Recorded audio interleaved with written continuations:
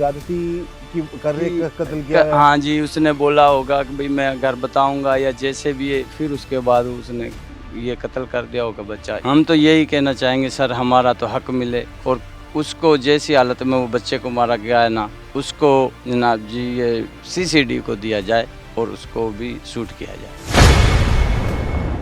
एक 11 साल बच्चे को मुबैना तौर पर जी ज्यादती के बाद कत्ल कर दिया गया और उसकी जो लाश है, जिस हालत में उसकी लाश मिली है, उसको देखकर इंसान की रूह कांप उठे। इतनी बेदर्दी से उसका गला दबाकर उसको कत्ल किया गया है। इस वक्त हमारे साथ मौजूद हैं मकतूल बच्चे के वालिद और इस केस के मुद्दई भी हैं। उनसे हम बात करते हैं सारे मामले के हवाले से। सबसे पहले जी, हमें बड़ा अफसोस है आपके बच्चे के साथ जो जुल्म हुआ। आप बताइएगा अपने बेटे के हवाले से, और ये कब आपको पता चलता है कि आपके बेटे पर इतना बड़ा जुल्म हो गया? सर मैं शुरू से बात करता हूँ। जी, जी, जैसे वो बच्चा 11 साल का था, जो वो पढ़ने जाता था 2 क्लास में। सर वो इतवार का दिन था, वो छुट्टी पे था। उस दिन हमारे वो साथ था वो बच्चा, जोर तक वो हमारे साथ था। उसके बाद हम किसी दोस्त की दावत में गए हुए थे, पीछे से वो चारा काटने गया था। तो उस बच्चे ने चारा काटा है, उसके पास वो बैठा था मुलजम, जिसने कत्ल किया उस बच्चे को। उसने मोटर चलाई हुई थी ट्यूबवेल, और उसने पानी लगाया हुआ था। सर जब हम मगरिब के टाइम आए तो उस वक़्त हमारी वालदा ने ये मुझे बताया कि शकील बेटा वो फ़हीम नहीं मिल रहा मुझे। तो उसने जो वो चारा काटा हुआ था तो वो मैं उठा के ले आई घर, पर वो बच्चा नज़र नहीं आ रहा था।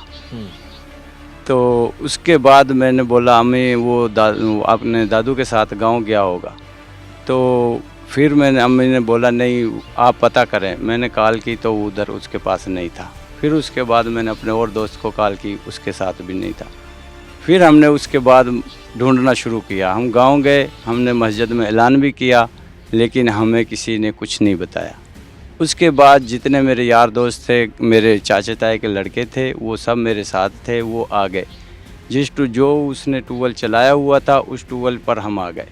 हमने देखा बच्चे ने जहाँ चारा काटा था, जहाँ उसने अपनी दातरी रखी हुई थी। उसके बाद बच्चा किधर गया किधर, मैंने फिर ये बोला कि बच्चे को हो सकता है कोई मकान के पीछे गिर गया वो पतंग उड़ा रहा था, तो उड़ा लेते हैं बच्चे, तो हो सकता है कि भाई पीछे किसी लात बाँह टूट गई, वो बच्चा नहीं मिल रहा तो उसको ढूंढे।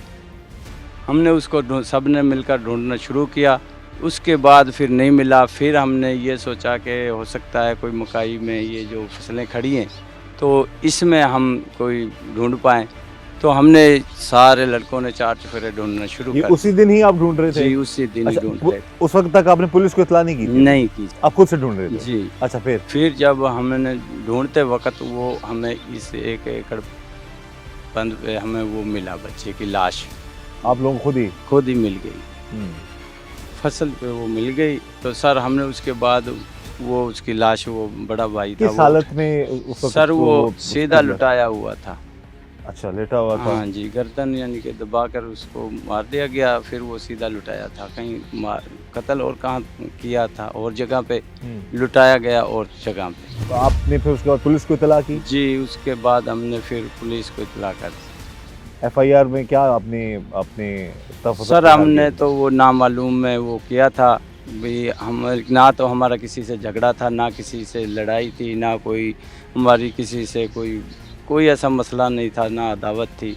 तो हमें तो कोई खौफ ही नहीं था कि बच्चे के साथ ये कुछ भी हो सकता था। नहीं, आपको क्या लगता है कि अभी क्योंकि इसमें अब तक क्लियरली साफ तरीके से पता नहीं लग सका कि बच्चे के साथ ज्यादती हुई है या नहीं हुई? सर हमारा दिल तो यही कहता है कि जब किसी से कोई बात, कोई ऐसी दुश्मनी वाली भी नहीं थी या बच्चे की भी नहीं थी, तो उसके साथ ये जाति मेडिकल वगैरह हाँ जी की कुछ रिपोर्ट पता चली आप लोगों को? जी, अभी तक हमें कुछ नहीं बताया पुलिस ने, ना मेडिकल के आपको बारे में लगता है कि बताया। बच्चे को ज्यादती की कर रहे कत्ल किया है? हाँ जी, उसने बोला होगा कि भाई मैं घर बताऊंगा या जैसे भी है, फिर उसके बाद उसने ये कत्ल कर दिया होगा बच्चा। इतना तो वो है ना समझदार, तो वो बता सकता था घर। तो पुलिस ने एफआईआर के बाद क्या कार्रवाई की और आप लोगों को किस तरह से क्या हेल्प कर रही है, मदद कर रही है पुलिस आप लोगों की कि नहीं कर रही है? सर अभी तक हमें जब कुछ बताया ही नहीं। हमारे जो भाई, वो चाचे के लड़के जो लेके गए, वो अभी तक नहीं छोड़े उन्होंने, और हमें अभी तक कुछ भी नहीं बताया। वो अच्छा। अभी तक भी वो जेल में ही, अंदर थाने में ही।